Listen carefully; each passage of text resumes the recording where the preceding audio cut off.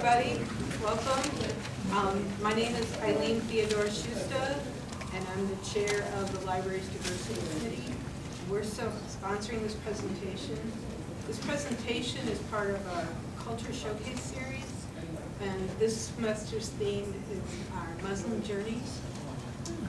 And this is actually the last presentation that we'll have for the school year, so we're kind of happy to have this come to closure.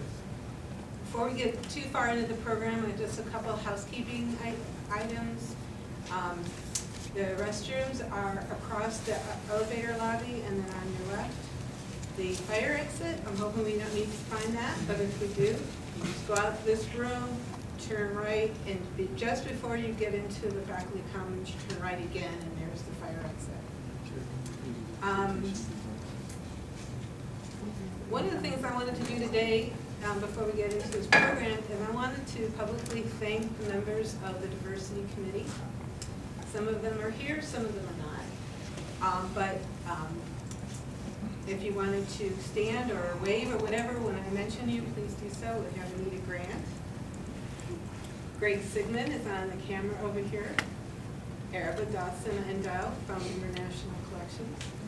And of course myself. We have several other people who aren't here yet right now. Tim Smith in reference, Terry Nelson in circulation, and Andrew Stewart in archives. So we're a small group, but we work hard and we do a lot of really good things. So thank you for coming today, and I'm going to turn this over to Jeff Ferrier, the curator of International Collections. Thank you. Welcome everybody. It's my pleasure to introduce Dr. Steve Howard, a longtime professor here at OU. And I'll just give you a little background on him. I assume many of you are familiar with him and probably even students of his. Professor Howard started his education at Georgetown University for his bachelor's degree and moved on to Michigan State for his MA and completed a PhD in sociology and African studies at Michigan State University once again.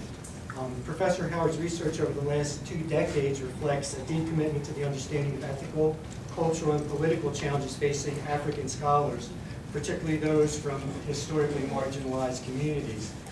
In more recent years, he's been focusing Ohio's academic efforts and attention on critical issues of health and development in Africa, and has actually inspired new research and curricular innovations here on the part of faculty from several colleges. Professor Howard has more than 30 years experience collaborating with African institutions and scholars, and he has long-time experience in being our program manager for the administration of the United States Department of Education's National Resource Centers for African Studies grants that we've won. And for those of you not familiar, those are extremely competitive and prestigious grants that recognize an institution for basically being a leader in the country of scholarship on a particular region of the world, in this case Africa. And Professor Howard continues to supervise university linkages in Nigeria, Ghana, South Africa, and Swaziland. So I'd like to turn it over to Professor Howard today. Thank you for coming. Thank you, Jeff and Eileen, and also, of course, the African Studies community is always very grateful for the hard work that Araba Dawson-Endau does in keeping Africa on the shelves here and in the various collections of the library. So we're delighted about the status of Africa in the library collections. I guess to talk today about, continue talking about Islam. You had a great coverage last week from Von Leibacher, and I'll obviously be specifically talking about Africa. And from my perspective, to talk about Islam in Africa is to talk about Sufism. I know that obviously there are many African Muslims who would disavow Sufism or who would deny any connection to it, and I'll talk a little bit about the controversy. But in general, I do have to say that the manner in which Islam reached Africa was very much along the Sufi path. And that extends to the idea that for the Sufis, and I'll explain who they are and what that's all about, the Prophet Muhammad, the founder of the person who received God's revelation in Saudi Arabia, is considered by Sufi Muslims to be the first Sufi in a sense, and I'll explain that a little bit. And what's interesting to me about Sufism as well is that in many ways it has particularly caught the West's imagination, and frankly I'm always amused to find a lot of kind of New Age religion types and so forth adopting Sufi practice as something that they think is of a spiritual nature, but doing so without the Islamic content to it. And for me, I think that Sufism is certainly a Muslim practice, and to divorce it from Islam is a little bit silly, but it certainly fills some gaps in New Age religious issues. The territory I'm talking about, it would go essentially kind of north and then east of my hand as I make a big swipe across the continent. So everything more or less north of my hand, and then east of my hand going down is essentially Islamic Africa. By a vast majority, Africa's Muslims live in this big crescent of territory, with obviously North Africa being almost totally Muslim, and then certainly significant pockets of it down the East Coast, and huge Muslim majorities in many of the countries of West Africa. This part of the continent is not very Muslim at all, except for an interesting community in South Africa, which came via the importation of slaves by the early Dutch settlers in South Africa, bringing people from people who refer to themselves today as Cape Malays.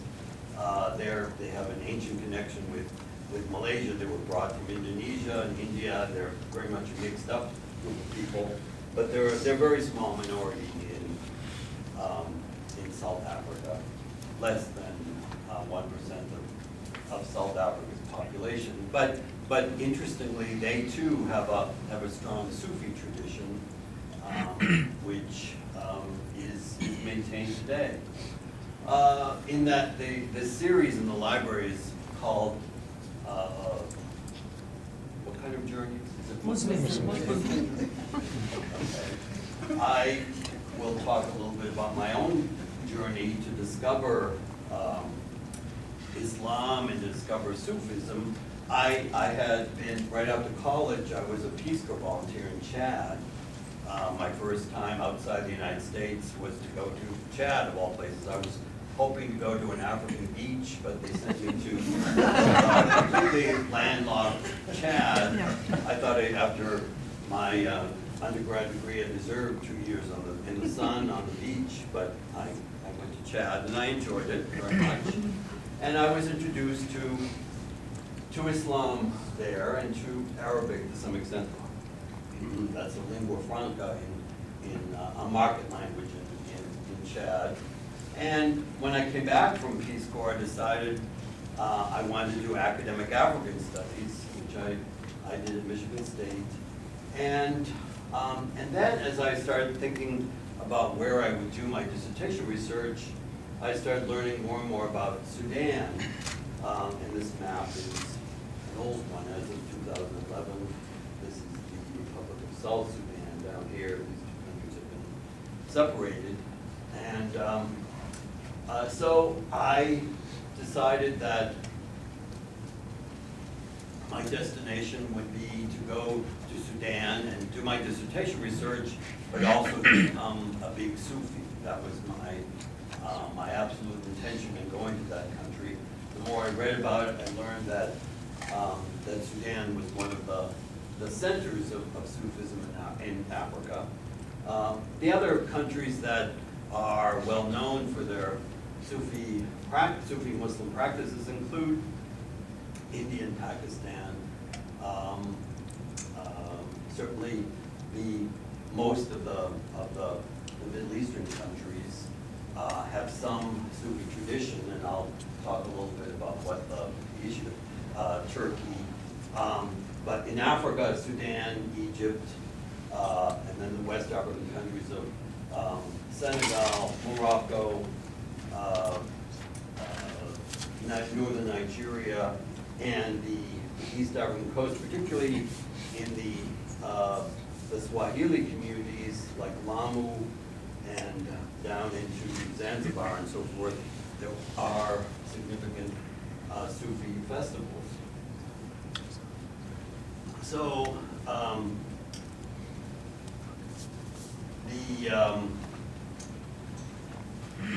the interesting thing about, so I'll leave the map there and probably refer to it, but I put as the title of my talk today this Quranic injunction that to remember God a lot, to remember God a great deal. And this is something that I think does an excellent job of symbolizing where Sufis are in terms of their practice. So my point is about the practice of Sufism and what that exactly means. So to be a good Sufi essentially means to be remembering God every second of the day, to be completely absorbed with this practice of bringing God into one's life. In fact, ultimately, the highly controversial issue of getting closer and closer to God. The point of Sufi practice is that, and I mean this in very much an ideal sense, is to perfect one's practice of Islam, not to just go about being a good Muslim in a rote kind of way and saying your prayers and being a good Muslim every day and so forth, but rather improving that practice and saying your prayers even better and learning more about the Quran and trying to get, as some of my friends talk about, trying to get inside prayer so that you really understand it. And so there are a variety of Sufi practices which assist in this process of remembering God a lot, remembering God a great deal, remembering God at all times. And some of these things you've probably seen. For example, you might see people you've probably seen prayer beads, which are an example of some Sufis practice. And the idea would, you see people walking around with them, carrying them all the time, saying the specific prayers associated with those beads. And in other words, remembering God a lot.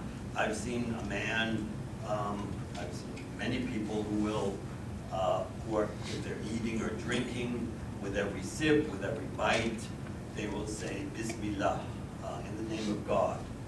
And this is a very common expression. I think most people who hung around Muslim communities know, even if they don't speak Arabic, they know the expression Bismillah. Excuse me, I was cold. And in fact, one story I had, I was in Cape Town visiting with the Muslim community there, and a lot of the people in that community don't necessarily speak Arabic, but of course the expression Bismillah means in the name of God, sort of an introductory phrase that begins every verse of the Quran and so forth. And people will use it when they turn on the car or start an activity and so forth. So I saw a restaurant in Cape Town with the name Bismillah. And I asked the guy who was driving around, I said, do you know what this means? And he said, oh sure, that means let's eat. Which I guess in effect that is what it means. But actually Bismillah means so,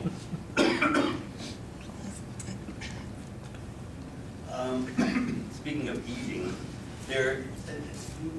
the aspects of Sufism that intrigue me is that it's very difficult. You can't be a Sufi all by yourself.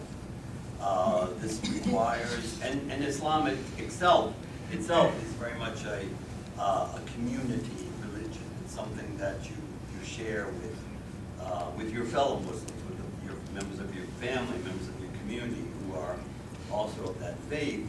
And I've always liked this picture, which I took at a Zawiya, a Sufi hostel in Sudan, where these men were eating from a bowl that's over 100 years old, in fact, made from wood. And they shared their simple meals. Every meal of the day, they would eat together. And be very cognizant of making sure everybody got enough to eat and so forth. So one of my points is that Islam, how did Islam get to Africa? And by these various means, it did travel to the continent, largely through preaching and teaching, people evangelizing and spreading the religion, because that's one of the imperatives of Islam as well, that if you are a Muslim, you are really obligated to share the faith with others around you. And often that's done through marriage, particularly in the early acquisition of Islam in Africa. People would marry women who then would become Muslims and children and so forth.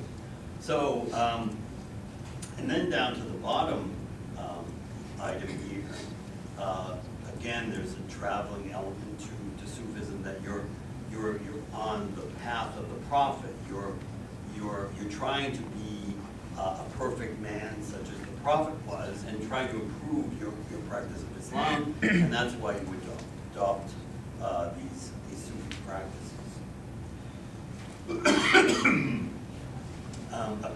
Scattered across Sudan, which is an enormous Sufi heritage site in so many ways, are these old, what they call kuba, which are burial places which is a word for a tomb, and they're burial places for essentially holy men, old Sufi, in some cases holy women. There are people who were teachers who helped to spread the religion in Sudan. And I know in my existence in Sudan, I spent far more time visiting cemeteries like this than I ever did in the United States. It's just a place to hang out. People would go and remember the saints who came before them, the people who spread the religion in that particular region. And these tombs, the architecture of it, they got during the Ottoman occupation of Sudan. These are of Turkish origin. So these are people who I'll talk a little bit about, who are visiting in a group one of these large cemeteries where there were some significant Sufi teachers of the past, and saying a prayer to remember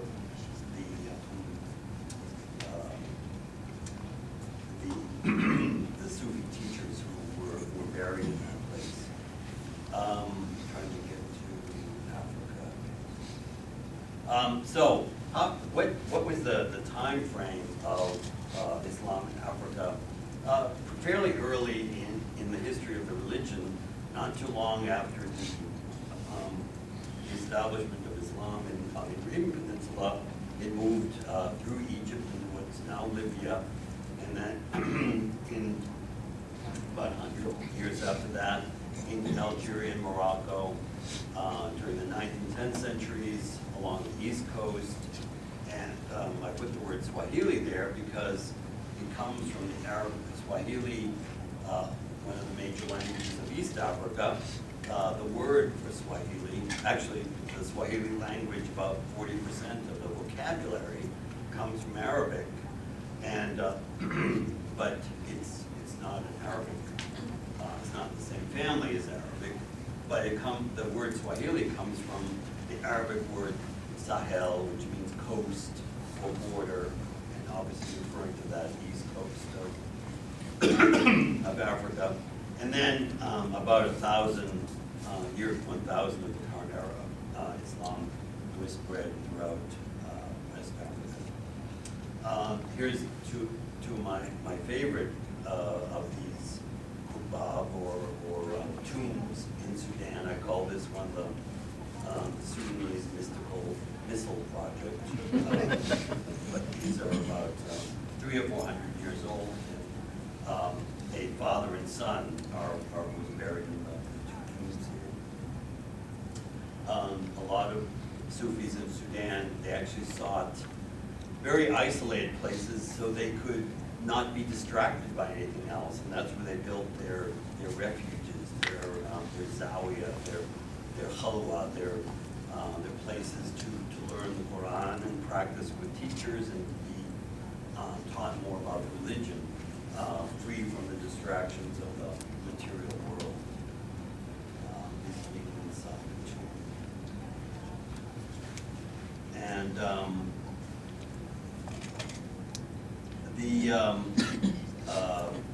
the list on the left are some of the countries where Islam is very dominant in Africa.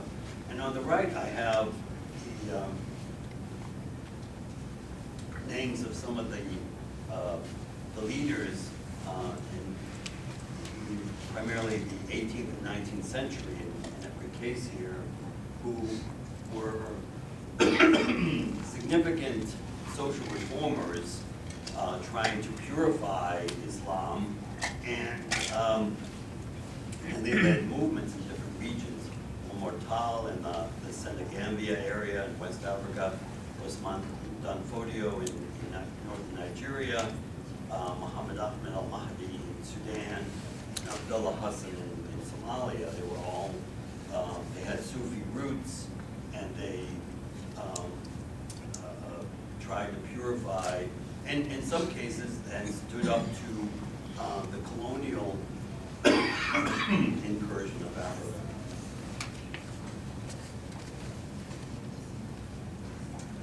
I'm going to rescue my voice a little bit and show you a video I made about this movement in Sudan about 40 years old. And we can talk about this as well.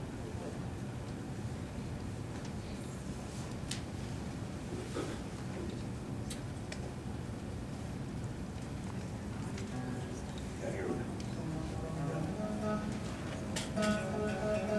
The Blue Nile is the river of religion. It represents life to the farming and fishing families along its banks. And it gave life to the Awliya, the holy men and women who believed deeply in God and spread that belief up and down Sudan's Nile from the 15th century. The good Jazeera cracking clay soil that could hold any seeds and then nurture them quickly sustained a culture of faith that was pledged to monotheism. The one God, Allah, was the complete inspiration for a culture that was built on devotion and community and trust that God's prophet, Muhammad, provided the model for perfect human life on earth. Many of the holy men and women are known to us today. Their resting places are marked by tombs, kubab, that are visited by the faithful to remember those whose paths followed perhaps more in step with the prophets than our own weak ones. There are many, many of these saints buried in the Blue Nile village of Abu Haraz, just a few kilometers upstream from the birthplace of Mahmud Muhammad Taha. Ustaz Mahmud, Ustaz, an honorific in the Sudanese Arabic pronunciation of the word for teacher, often visited Abu Haraz and knew the contribution that these holy men had made to the spiritual development of his country and her people. He wrote, "The Sufi leaders of the past made contributions to Islamic culture that are equaled by none in depth of thought and richness of quality. The Sufis tried in their writings to convey to us experiences that belong to the greatest heights and depths that the spirit of man has yet reached, for all I know." But Mahmud Muhammad Taha and his followers, men and women known collectively as the Republican Brotherhood, wanted to take their respect for Sufism, often thought of as Islam's mystical aspect, and update it to guide modern life and address its modern challenges. As the American scholar Cornel West wrote about Taha in his 2004 book, Democracy Matters, Taha conceives of Islam as a holistic way of life that promotes freedom, the overcoming of fear, in order to pursue a loving and wise life. We reconsider the life, words, and actions of Mahmud Muhammad Taha today to remember someone who understood deeply the Islamic faith's capacity to bring peace to the individual and to the world. That a message of peace and human freedom could develop out of Sudan, a country little known today except for intolerance and decades of war, has perhaps been the major reason that Taha's work has been overlooked. Taha and his followers tried to communicate this work from far outside circles of wealth and power, and forces have been at work in Sudan as well, bearing Ustaz Mahmud's teachings, harassing his followers, and leaving little room for open dialogue on questions of Islam's role in the modern world. But the intense exposure to all things Islamic in the last few years has also opened the door to differentiate that faith's many possibilities and offers us a chance to consider an Islamic scholar with a universal message. Mahmud Muhammad Taha began his life dedicated to freedom as a colonial subject of the Anglo-Egyptian condominium of Sudan. He was born 100 years ago in the town of Rufah, a community completely steeped in Islam as was typical for the region. Sudan had been a British colony since the Battle of Omdurman in 1898. While Taha did not have the traditional religious education associated with many Islamic leaders of the time, his upbringing was intensely spiritual in the Sufi manner, combining work with religion. He went on to formal schooling and attained the highest level of education available to Sudan's colonial subjects at the time, graduating as an engineer from Gordon Memorial College in Khartoum. Ustaz Mahmud began his professional life in the 1930s, and from there joined with other college graduates and intellectuals in Sudan's quickly developing independence movement from the latter part of that decade. It was clear from the start of his involvement that decolonization or political independence for Taha were only first steps towards true human freedom. Colonialism was the denial of people's freedom, and his political party, the Republican Party, tried to lead the way toward establishing an independent Republic of Sudan. But its manifesto was Islam. As he said about his party in a later interview, the party's ideology was built on Islam. We opposed the tendencies of some of the other political parties towards an Islamic state because we were sure that they did not know what they were talking about. An Islamic state built on ignorance of the pure facts of Islam can be more detrimental to progress than a secular state of average ability. Religious fanaticism is inalienable from religious ignorance. The Republican Party was the most explicit party in outlining a program for the formation of an Islamic state, only we did not call it Islamic. We were aiming at universality, because universality is the order of the day. Only the universal contents of Islam were tapped. In 1946, in the midst of the independence movement, Ustaz Mahmud and some of his fellow party members moved from theory to practice by demonstrating against the colonial government with handbills and booklets. He was arrested, spent 2 months in jail as Sudan's first political prisoner, and then was quickly back at these provocations with an incident that came to define the contours of Ustaz Mahmoud's complex philosophy of human spiritual development. His actions spoke to both gender issues in Islam and African social development in a manner not heard before in Sudan's march to independence, applying his original thinking in Sudan's streets. The British colonial authorities had outlawed the ancient and pre-Islamic practice in Sudan of female circumcision. A woman had been arrested by the authorities for circumcising a young girl.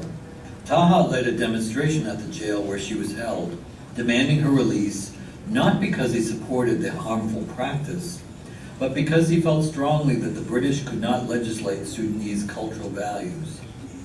The only way to eliminate the practice of female circumcision, Taha felt, was to raise the social and educational status of Sudan's women, who could then speak up for themselves on such difficult issues. For these anti-government activities, Taha was sentenced to 2 years in a colonial jail. When he left prison, rather than return to the pre-independence political campaign, he retreated to his hometown of Rufaa, where he immersed himself in the deep spiritual quest which was common to Sufi practice. He ate sparely, spoke with few, and grew his beard and hair long. Mahmoud Muhammad Taha emerged after 2 years of this khalwa or retreat with a new understanding or interpretation of God's words, which would bring humankind to the modern standard that was Islam's potential. He later said about the experience, "My concept was so new, I became a stranger among my own people." Taha's convictions rested on the well-known history of the Quran's revelation, that the Prophet Muhammad had received some of the verses of the Quran while starting his community of Muslims in early Mecca, and some when he journeyed with them to Medina. The latter verses generally spoke to a community in turmoil, searching for direction as the Islamic community came under attack. The former verses, those revealed in Mecca, generally had a tone of peace and intended to guide the Prophet's personal practice and that of all of mankind into the future. Taha began to work on a book which he called The Second Message of Islam, which explained how Muslims could base lives of peace, of gender and social equality, and enlightened progress by following the prescriptions of Quran's texts revealed to the Prophet in Mecca. This focus on the Meccan text of the Quran was viewed by some conservative Muslims as heretical, in that while it was understood that the Medinan texts were directing life in 7th century Arabia, to leave out part of the Quran, complained the conservatives, was completely unacceptable. But Ustaz Mahmoud was adamant in his declaration that focusing on the Meccan text of the Quran was the only way to maintain a modern Muslim world in the image of the behavior of the Prophet Muhammad. And he began to lecture on this topic, write about it, and slowly gather a strong group of followers who chose to accept his principles of Muslim life, which were particularly welcoming to women. It was perhaps the emphasis on a strong role for modern women in the Muslim community and in providing them with education, which brought Taha and his organization, now known as the Republican Brotherhood after his political party, the most controversy. Through the 1960s and 70s, they were physically and politically harassed in the streets as they attempted to sell books about Ustaz Mahmoud's thinking or denounce from the nation's mosques. In the 1980s, the regime of then Sudan President Jafar Numeri imposed the harsh so-called Sharia laws throughout Sudan, which were ostensibly based on parts of Quranic teachings. Ustaz Mahmoud and his followers began to write and speak out in public against the imposition of these laws in a country which was not but 60 to 70% Muslim. 70 of the brothers and sisters, including Ustaz Mahmoud himself, were arrested for these acts against the government, and after a brief trial in early 1985, Mahmoud Muhammad Taha was declared an apostate, in Islam one who has abandoned his religion, and executed for this capital offense on 18th of January 1985 at the age of 76, an act in itself against the principles of Islamic law. The 17-year regime of Jafar Numeri was overthrown quickly by popular revolt shortly after the execution, and Ustaz Mahmoud's daughter, Asma, took the case of her father's declaration of apostasy to the Sudan Supreme Court. The verdict was overturned posthumously, and his property and good name were returned to the family. The Republican brothers and sisters continue to spread Ustaz Mahmoud's message of peace, tolerance, and spiritual development around the world, and try to keep his inspiring words alive in their hearts. He is remembered today as an important early nationalist leader in Sudan who brought Africa's spirituality into the discourse on human freedom. We conclude this brief introduction to the life of Mahmoud Muhammad Taha with his final words spoken in public at his 1985 apostasy trial in Omdurman. I think I'll just skip that because it's already in the interest of time. And let me talk a little bit about the various controversies that I'm sure you have more questions than I have answers to at this point. But so I mentioned that Sufism in general is considered controversial, particularly by what we could call Orthodox Muslims. And it's a very subtle point, and it's complicated. The Sufis, the good Sufis, would maintain that one of the major offenses in this, well, first of all, as Lauren talked about last week, Islam is a monotheistic faith like Christianity and Judaism, and the whole point is that they're by the words that one uses to profess one's Muslim faith is there is no God but God, and Muhammad is his prophet. And the Sufis take this very seriously, that there is no God but God. But those more orthodox would argue that Sufis are guilty of a major Islamic sin, which is called shirk, or the worship of other idols other than God. For example, it could be money, it could be saints, it could be a tree, it could be just about anything. And the Sufis maintain that we're not worshiping these saints, we're appreciating their teachings, and we're showing respect for what they laid out for us in terms of a path to follow to understand what God was all about. And as I mentioned earlier, there are Sufis who say, I want to get inside prayer, I want to get inside the Quran, I really want to understand it because I want on a daily basis to improve my closeness to God and to get closer and closer. So again, the Orthodox might dismiss all this as, oh, that's a nonsense. To be a good Muslim, you just read the Quran and do you say your prayers and fast for Ramadan and make the Hajj if you can and give alms and so forth. So that's a controversial kind of subtle point. Are the Sufis worshiping these saints, or are they just showing them respect? So there are often battles between Sufis and Orthodox, or there have been, and Sufism has been repressed in some places too, but throughout, including Sudan, which is now ruled by a very Orthodox type of Muslim government, and particularly getting stronger after the independence of South Sudan, which is was largely a Christian region.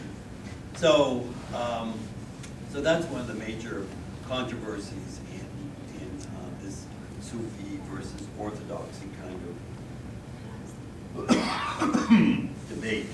But I want to see what kinds of questions you might have before I go on. And I've probably raised a lot of questions. So let's open this up to anything you'd like to talk about. Yeah. Well, both the the Sunni and a Shia branches of Islam be equally opposed to the Sufi ideas, or?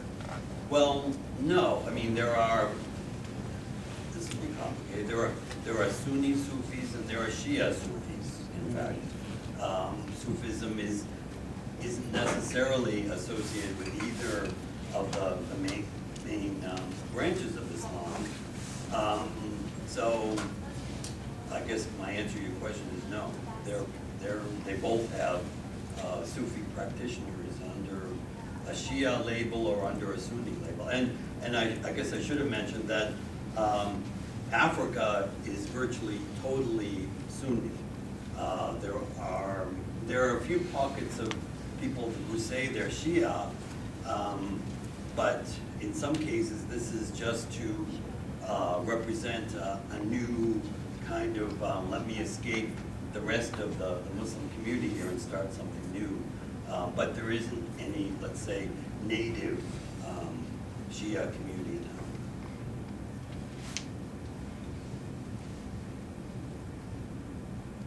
Yes? Could you say just a little bit about the early origins of Sufism? Well, as I said, Sufis point to the Prophet Muhammad as the first Sufi. He is the person who, the human being who Sufis are trying to emulate in their practice.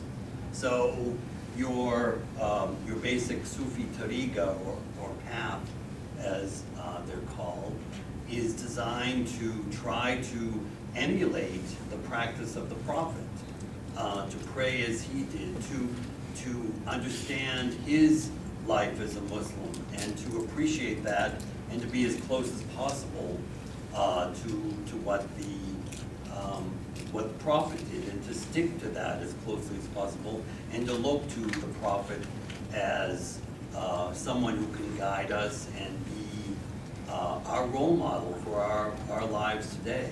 In fact, that's how far Sufism goes back. Is there a person or persons who first characterized Muhammad that way?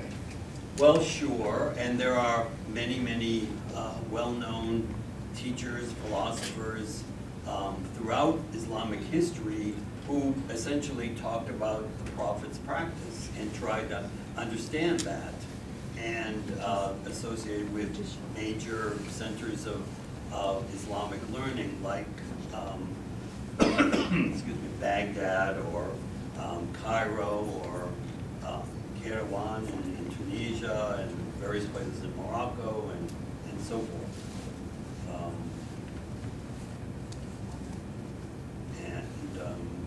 I could mention names, or we could talk about other questions that you have. Thank you. Yeah. The film, Steve, was focusing a lot on Muhammad Taha, and it raises a very I important... made it for his 100th birthday. So. Yeah, no, but it raises an important question, and that is, and you touched on it, the struggle among Muslims for who speaks for Islam. Right. And what traditions are going to prevail, what interpretations and perspectives will prevail. Right. With respect to what counts as Islam and what does not. And that plays out in a particularly intense way in Sudan. You saw those events, you were present for them. And I'm using Sudan as an example, perhaps, for a case study.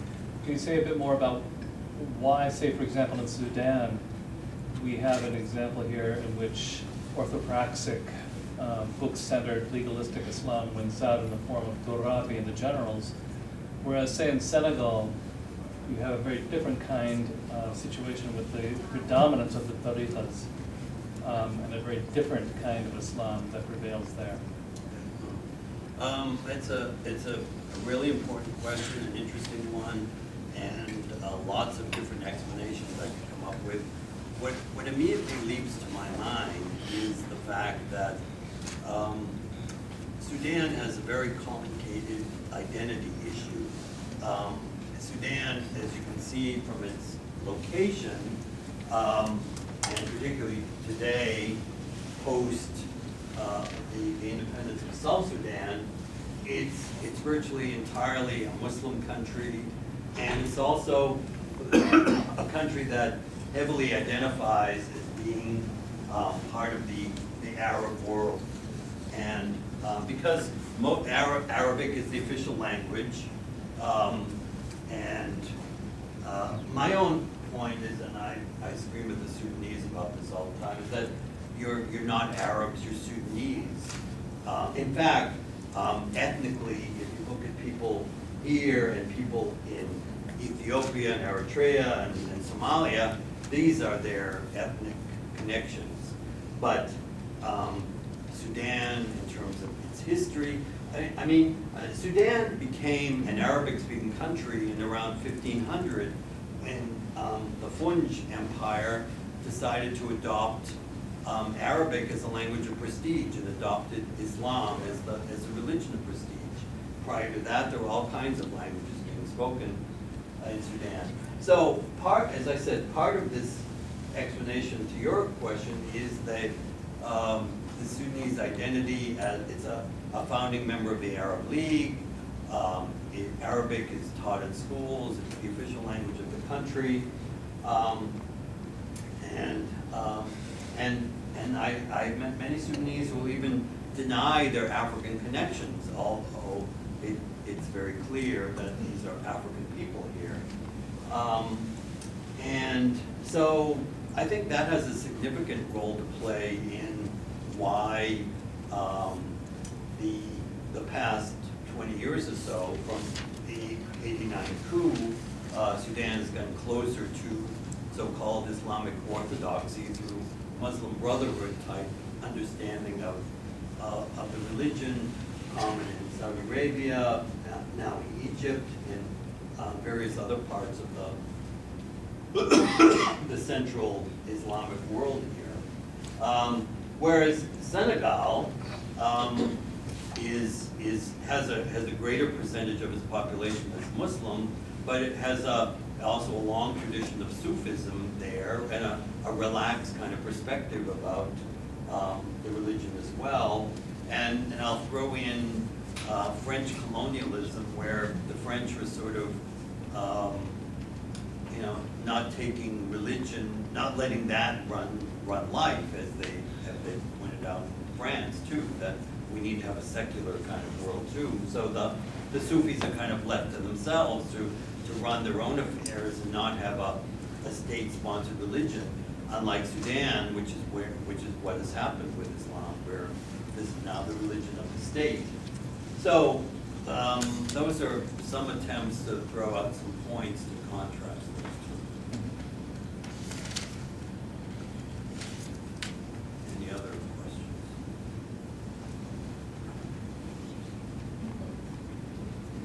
Yes. Yeah. My question is not directly related to Sufism position, but it's more like a general question. I want to find out what you say about the runner's impression that Islam is a religion of violence. What's my reaction to saying that Islam is a religion of violence? Yeah, what would you say to that? Well, I guess I'm sure there are as many violent Christians as there are violent Muslims. Probably not so many violent Buddhists, but certainly plenty of violent Christians as there are some violent Muslims. So I guess I would just dismiss that as silly nonsense, essentially. Let me, I think an interesting point of Sufism is its ready adaptability to popular culture, and this, of course, is part of the problem with orthodoxy. And here is some. I'll have to do this.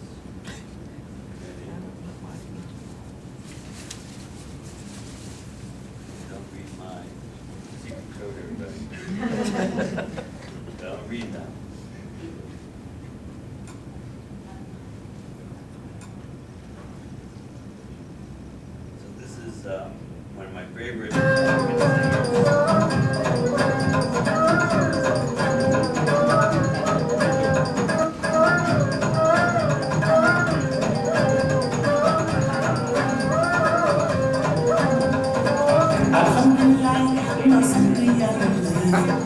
leche amadubamba Chilikile mai sufenu tongake L'Islam dite kongaungache Kipa kudan ligiltine Nasran wirela rafarukine Nakasal Islam de modum senite Sheikh amadubamba mone fanuache Shulan laka, shulan laka Shulan, shulan, shulan, modubamba Shulan laka, shulan laka Shulan, shulan, shulan, shulan, modubamba So I'll let it go through one verse there. So this is one of Africa's best-known pop singers, Youssou N'Dour, who's a good Muslim in Senegal, and he's now, in fact, the Minister of Culture in Senegal.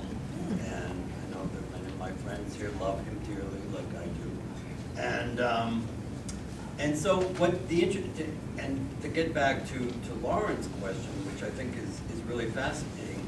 So here's Senegal, that is very, very far from the Arabic-speaking world, and no one speaks Arabic as a first language in Senegal. And so, but they're 97% of the country is Muslim, so they're good Muslims and praying 5 times a day and fasting Ramadan and so forth.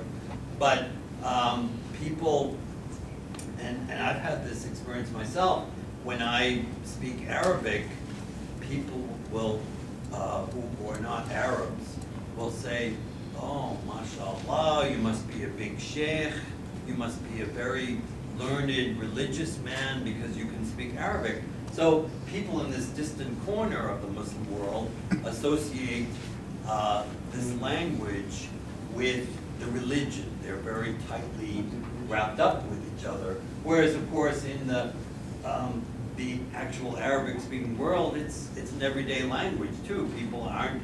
I'm sure there are all kinds of nasty things. Not that I would know them, but say all kinds of nasty things